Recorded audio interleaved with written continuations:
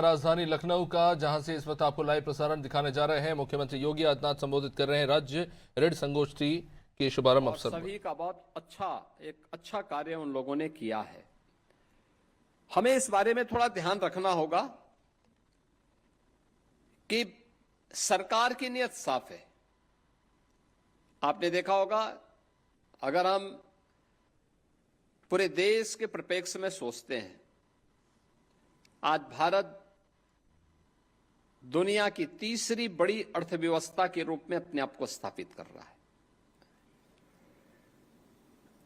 पहली बार देश के अंदर आजादी के बाद कोऑपरेटिव एक मंत्रालय के रूप में कार्य कर रहा है। एफपीओस को हर एक स्तर पर प्रोत्साहन मिल रहा है। महिला स्वयंसेवी समूह को आपने अभी देखा होगा, इस बार के यूनियन बजट में लखपति दीदी को सी मार्ट के रूप में अब उनके ग्रामीण क्षेत्र में जो भी प्रोडक्ट उनके द्वारा वहां तैयार किया जाता है, उसको मार्केट से लिंक करने के लिए सी मार्ट की स्थापना की जाएगी। यह भी आज इस बार के यूनियन बजट में प्रधानमंत्री जी की प्रेरणा से केंद्रीय वित्त मंत्री जी ने घोषित किया है।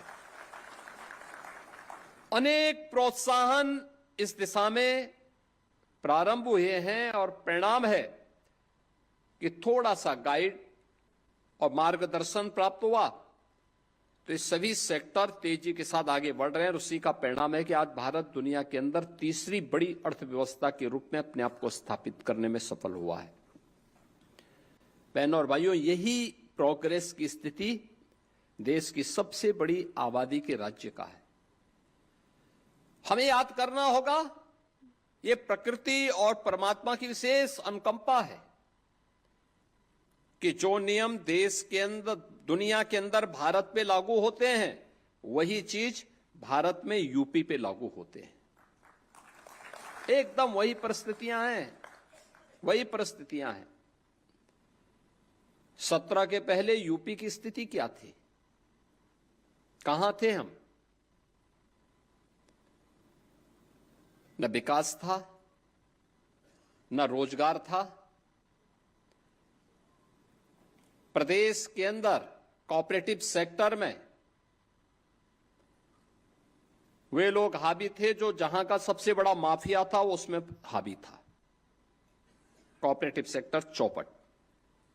16 जिला सहकारी बैंक, रिजर्व बैंक ने उन्हें डिफाल्टर घोषित कर दिया था और बंदी का आदेश कर दिया था। और आज ये 16 में से 15 प्रॉफिट में आ गए हैं। 16वें को भी प्रॉफिट में लाया जा रहा है।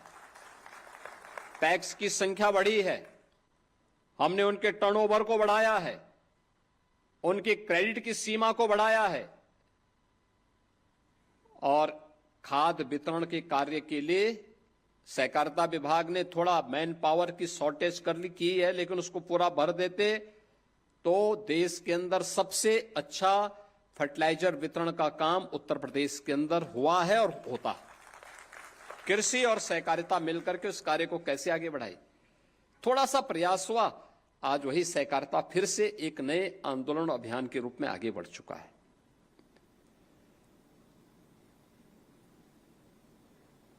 यानी सरकार की नीयत साफ हो तो उसके